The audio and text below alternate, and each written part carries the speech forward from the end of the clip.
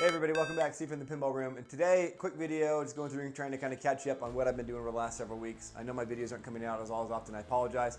I'm really in this weird mix of like, I jump in and I'm working on code and solving bugs, and I'm like, how do I really record that and share it all? I know some of you are really interested in the MPF side of things and the code you're following along. I've been getting some requests and probably interested in those bugs. Honestly, feel free. I've got a handful of people like Ross and Tim down in Australia and others that are working on machines. Please feel free just to reach out to me. Hit me up on Facebook Messenger, through my email, thepinballroom@gmail.com, however you want. And I'm happy to help out however I can.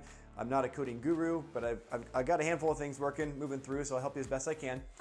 So I'm really not sure always the best way to kind of like record exactly what I'm doing. Like to do like a vlog is just too much time for me to edit and go up and do. And I don't think I'm that entertaining to watch. I don't think you want to see me just like, that one light's not working the way I want, go back, fix the code. That one switch isn't going exactly the way I want, up and down, go back and fix the code. So anyway, my apologies. But something I thought might be interesting for you, a little bit more on the mechanical side, so for me it tends to be a little more interesting, so I have a little more motivation to record it and share it with you, is Stuckyballs. This is the Stuckyballs edition of Steve's custom homebrew pinball machine. The good news is I have been surprisingly pleased at how few Stuckballs I've gotten so far. Like, we've all played pinball. There's dedicated channels on Facebook and Instagram and different places, right, about all the funky ways balls can get stuck.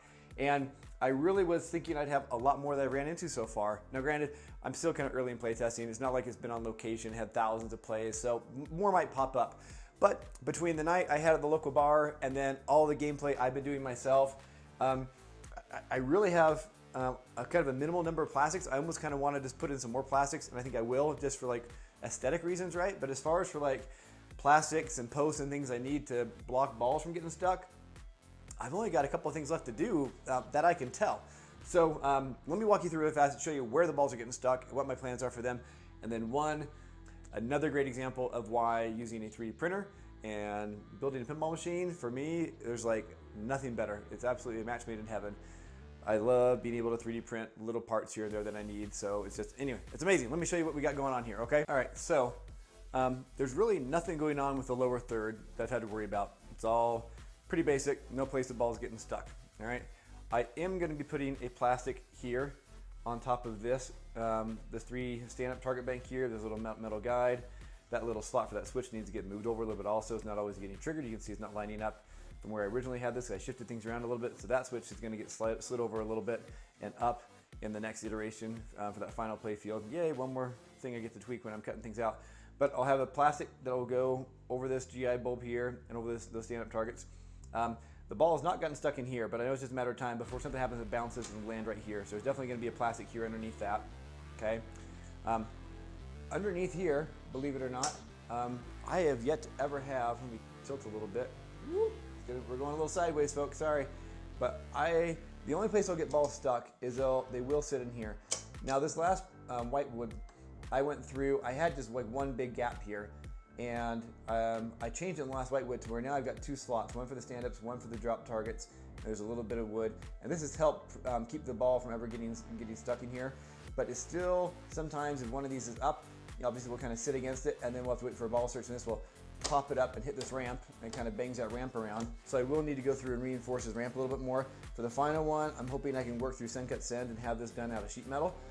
I'm gonna have some folks in the community help me with the sheet metal tools. I haven't used them before. So I'm hoping I can go through and get this cut out of sheet metal so it's a single piece, so we can handle the ball kind of getting popped up from below periodically to get knocked loose.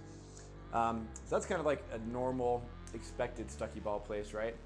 Over here on the right hand side, nothing. Okay, actually I lied. Remember, there is one thing.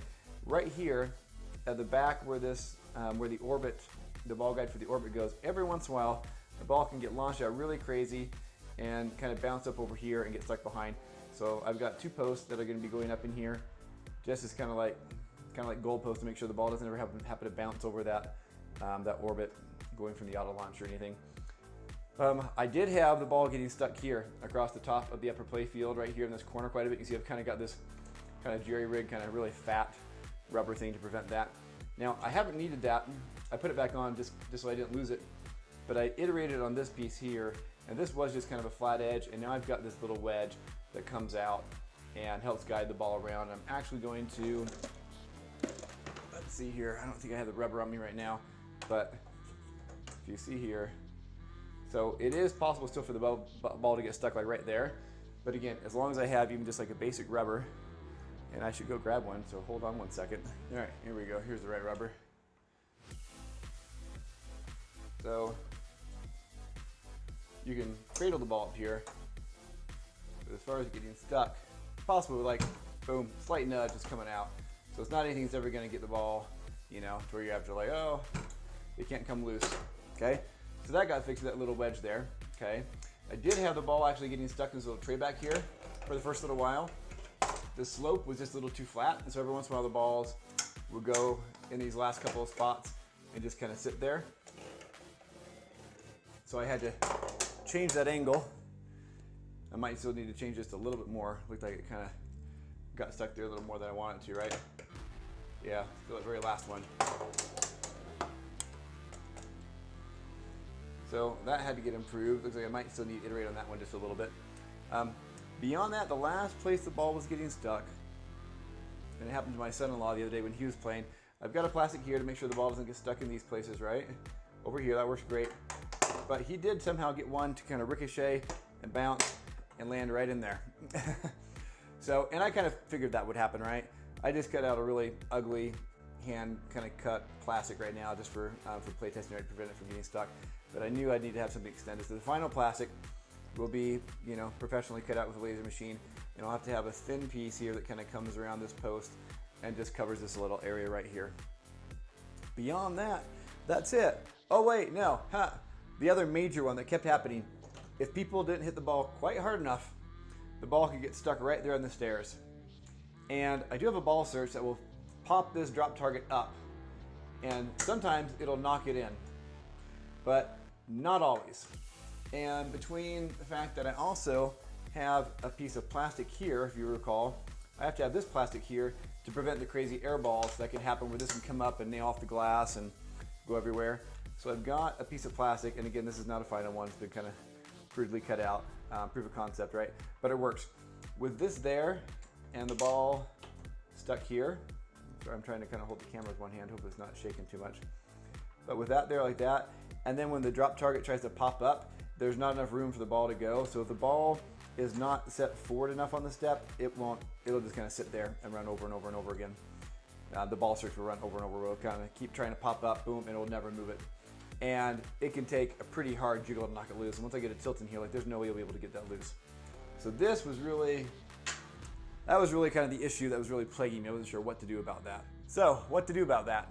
So the more I looked at it, the more I thought about it, first I was really perplexed. I'm like, I'm not sure what to do. Maybe I go through and on my final play field, I cut this piece of wood a little bit different. And maybe what I do is, maybe I go through and like the way the wood or the way the stair mech works, the staircase has to be able to rotate up. And as it rotates up, and you can't really see it here, think of this as the stairs, right? And so the stairs look like this. And as they come around the gear, they're kind of coming up. And so it's not just like a straight, the stair is like raising up behind that drop target. It starts down here and rotates through, right? And so if the drop target is here, I have to make sure there's room for that staircase or the step to come by. And so I can't have them sit snug like this. I've had to back it off. So there's room for it to go, which means there's, you know, unavoidably going to be a gap there, right? So that was my issue, is like, how do I get rid of that gap? Well, I thought was maybe I go through and when I cut out the play field, I actually have the wood kind of come up around and cover that gap. It gets shaved really, really thin on the back side, and there's a little bit of a curve to it, right? So it's like really thin, the last piece, and allows the step to go underneath it. But then I worried about, you know, that piece of wood is going to be so brittle and so frail. I'm going to be sloppy at some point somewhere. I'm going to nick it, crack it, break it, something. So I didn't really like that idea. So I was kind of back to the drawing board. Well, then I had an epiphany the other night. I was talking with my wife, and this is actually one of my ideas, not hers, even though she usually has all the good ideas. But my thought was, oh wait, I've got this plastic staircase coming down so close. Maybe I can change this and add something that kind of comes out of the front of this and goes around and covers this. But then I saw I had these two posts. I'm like, wait, no, these two posts are here to hold the plastic. They're also pretty important, I found out, just for like reinforcing, because the ball can get hit in here.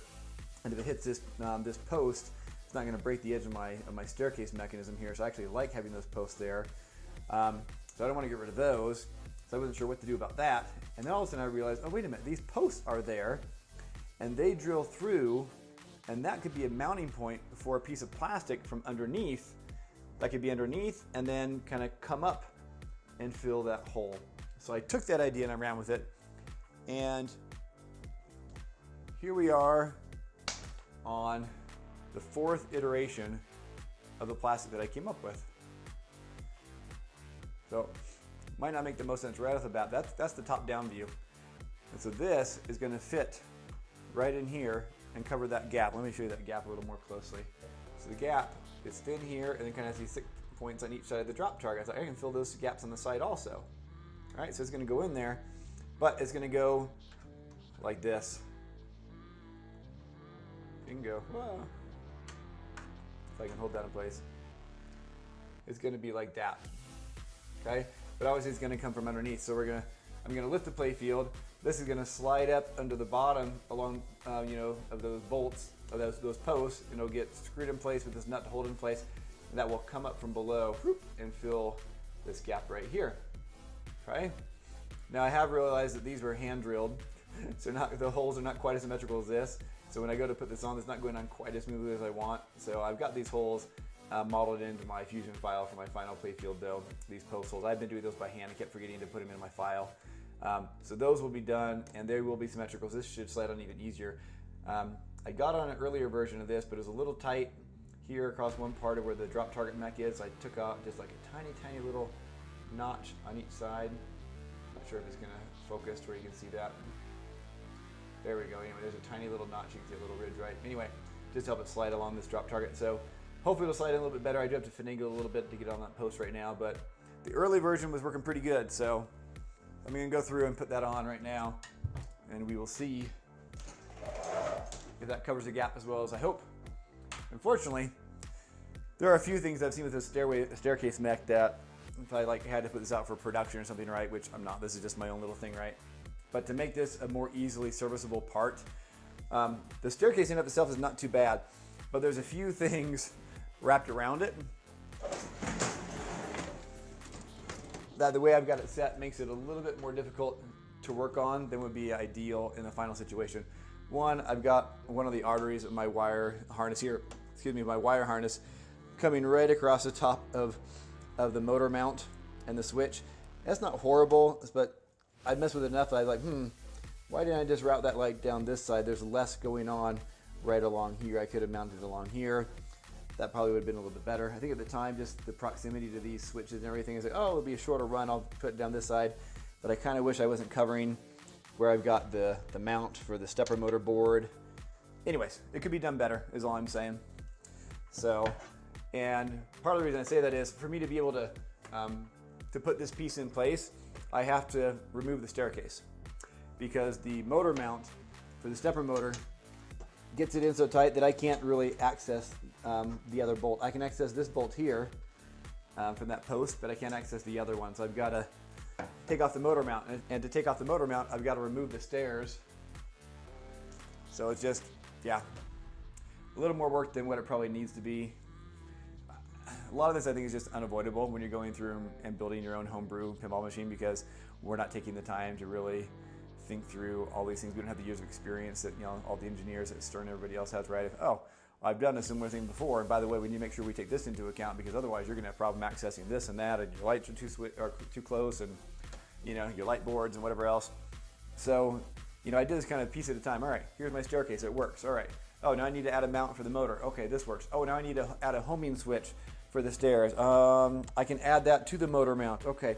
Oh, and I've got to find a place to mount the board, the controller board, and oh, I need to fit in these switches. And it's like kind of one thing at a time, where if you, now knowing everything how it is, if I took a minute and kind of stepped back and thought through, okay, what's the best way to actually lay this out to make it easier? I could probably, well, I'm sure I could make some adjustments, or somebody could. Maybe I wouldn't think of them. But we could go through and make adjustments and re-engineer it and reshape it. A couple of you give me the idea of why don't the stairs come up from underneath and get bolted to the bottom of the playfield versus from the top down, and lots of different ways to skin the cat, right? There's pros and cons for each. Anyway, let's get to it. Let's take the staircase off and see how this new piece works. Now, so the way I'm doing this, you might actually be interested in this. So the way these stairs work, a few of you have asked me about this. They each just have a rod like this. This is like a RC axle for like RC cars that I got off Alibaba. And so each one of these steps has basically an axle. So I just kind of push one side through and the other side. Not sure how well you can see that, sorry. There, can you see? So I push in one side and the axle is coming out the other. So then I gotta pull this side out. There we go. And I pull it out. And so there's that axle. And then we can just kind of lift the stairs out, pull it through. It gets caught on itself sometimes. So there's the stairs. Just one big line of them. Conveyor belt, right? And then each one of these stairs, if you recall, each one of these stairs has a magnet inside. That's how it's holding the ball. So it's not an electrified powered magnet. It's just a static magnet. And people say, hey, wouldn't you worry about magnetized balls and all that? Like, yeah, I have noticed my balls getting a little bit magnetized, but other than them sometimes kind of sticking to each other a little bit on the stair steps, but they're already on a magnet, so it holds them in place enough. I haven't had any other issues. And there's no other place or any other mech where I've had balls getting stuck. So for me, I think I'm just kind of lucking out the way my design is. That magnetized balls just hasn't really posed any sort of problem for the rest of the mechs and layout of my pinball machine. So yeah, they do get a little bit magnetized, but it's been working fine for me. All right, with that off, now we can remove the stepper motor.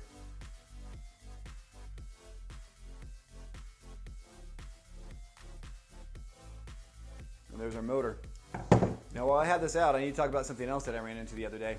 So this is a newer axle piece here, this gear that goes on the stepper motor. I had to replace it because one of the issues I was coming across the other day, I'm like, it's getting so frustrated. All of a sudden I was having issues with my multi-ball where it was thinking balls were entering the staircase when they weren't. And I was wondering if my stepper motor was somehow burning out because I noticed that the stairs were kind of sagging on the first step. When a ball would get in there, they weren't holding in position, so I didn't know what was going on. I looked up and researched it again. I'm like, okay, is it possible to break a stepper motor by forcing it to turn when it's energized? 'Cause I've done that a couple times. I've kind of forced the stairs to turn when I was doing things. Like maybe I've been burning it out. But it's impossible to burn out a stepper motor just by forcing the spindle to move when it's not supposed to, because there's no gears inside that are like, teeth are getting ground when you do that or anything. It's just an electromagnetic field, and if you're stronger than the pull of the field, you'll turn things, right? And it doesn't hurt it. But what had happened was the 3D printed gear teeth here, this axle, I'm sure you won't be able to see it, but it's got a flat top, right? It's not just a solid shaft. It's got a flat kind of cut on the top, and you can screw down a little set screw on this little piece of metal here to hold all that in place to make sure that things don't slide on the shaft and rotate. So the piece of plastic I printed before on PLA, it had started to get stretched, probably more by me than by use of the actual staircase. I don't think that was torquing it too much, but while it was energized, I would kind of force the stairs to turn a step or two just to try to align them while I was getting my stepper, my homing switch all dialed in. Anyway, so I was forcing it to move, and I think I was, something, I think it was most likely me, was slowly kind of stretching out that plastic to where then it would sit here, it would be energized, and I could move this back and forth, a noticeable amount like this when the shaft was not moving at all. And so I'd introduced all this play from wearing down the plastic. Now ideally this would be like probably made out of a piece of metal or something, or cast from nylon or something else a little more strong. So I 3D printed it. I wasn't sure if my last one was even 100% infill. This one has a full 100% infill, and it's made out of PETG, which is not going to be as brittle, but it might have a little more give, so it may or may not work out for me in the end. Anyways, a couple of different ways I'll play around with this, but I'm going to be testing this one next to see, without me forcing it, I'll make sure I don't force it while it's energized, how long this lasts before it starts to get slippage again. Because once I replace this and don't have any slippage, I energize it, I'm not seeing the sag like it was before. Basically, the staircase would be there, it'd be energized, a ball would hit it, and it would sag just a little bit. There's just a little bit of give. And that was enough to where the optos at the bottom of the stair, the ball would wiggle, it would be tripping my opto multiple times and made the software think, oh, you've loaded like 5 balls and you've loaded 1, and it was, anyway, causing all sorts of problems. So this should remedy that. So that's another thing I had to do. The little case I 3D printed out around for the circuit board has been really handy and nice to keep that secure and protected. And now we're going to see if this piece can go in and get fit in place all right without too much issue. It's a little bit of a tight fit, but there we go. That one in, this guy in. There, still a little bit snug, but better. Sweet. And then we'll put a couple of nuts on that. And drop target. Move up and down inside of that just fine. All right. So the stairs still turn. They just barely have the clearance that they need, which is perfect. They turn just fine. They're not getting caught. Now look at that. There's virtually no gap. You see that? Get right from above.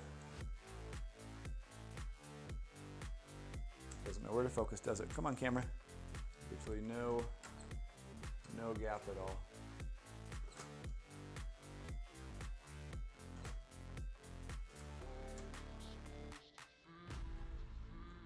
Go. So now we can take a ball. It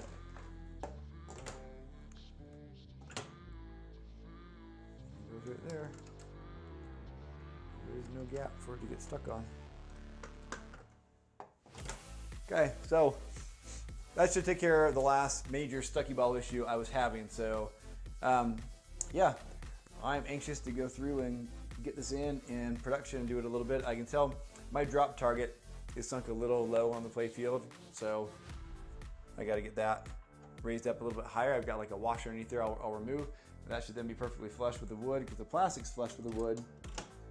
And then I think we'll be good. I don't think we ever have to really worry about the ball getting stuck anywhere.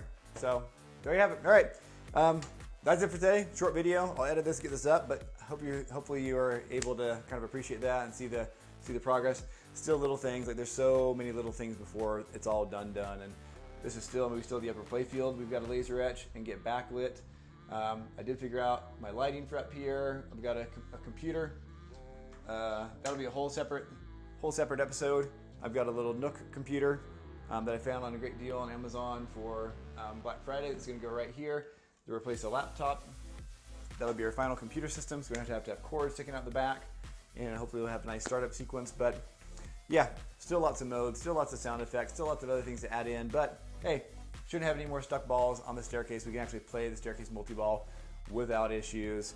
And yeah, hopefully that gear down below won't round itself out anytime soon either. If not, we'll have to come up with another option of milling something else out that's stronger and will hold in place better, maybe with a set screw or something. So anyway, there you go. Thanks for watching. Huge shout out to all my Patreon supporters who've been sticking with me. It's been a long time, guys. We've been doing this. You've all been following along with me for like a couple of years now, right? It's a huge shout out to you. You've got your names in the credits as you saw. Anybody else that joins Patreon and follows along for a while, we'll get you a t-shirt, get you some swag, some stickers, and you get your name in the credits also for supporting me through my journey. So thank you so much, everybody who's been a huge support. If you haven't started your own pinball machine yet, why not? If I can do it, just about anybody can, believe me. I've learned a ton along the way. I definitely am still learning, did not know anything really of what to do before I started, but you know, we're just figuring it out as we go. Every week there's a new challenge, a new puzzle that we figure out, and it's so much fun. So I encourage you, get going. There's such a community. So many people out here are doing it. My friends in Australia, in Netherlands, all around, Germany, we talked in France, Thibaut, big shout out to you. We've done so many things with so many great people, so many great conversations. It's just so much fun. I wish there was like a way we could all more easily transport our pinball machines so we could easily just go to any show anywhere. Yeah. Anyway, speaking of shows, last little bit of news. I am planning on going to the Northwest Pinball Arcade Show again here in June in Tacoma, Washington. So gonna be hanging out with the crew from the Fast Pinball. There's a lot of homebrewers that are gonna be there, so I'm excited to hang out with them and learn some more from them and play their games. And so that's gonna be a great show. So I'll be there for sure. And then I will be going to Expo this coming fall. I know it's a ways out, but to give me a heads up, I will be there for sure. I will not be able to make it to Texas Pinball Festival this year. Just too many other trips and things going on. It's my wife's 50th. We gotta plan something for that. So yeah, anyway, lots of good things going on, but I hope to see you guys at one of those shows. And if you're here local to Salt Lake, In January, keep an eye out. I'm going to be taking this back around to Quito's, up to the lab up north in Ogden, to a couple different spots, maybe to Quarters. Anyway, different locations where people can come and play the game and try it out, okay? Thanks so much for watching, everybody. Have a great day. Happy holidays. And yeah, life's short, so play pinball, have fun, spend time with family. We'll see you next time. Bye-bye.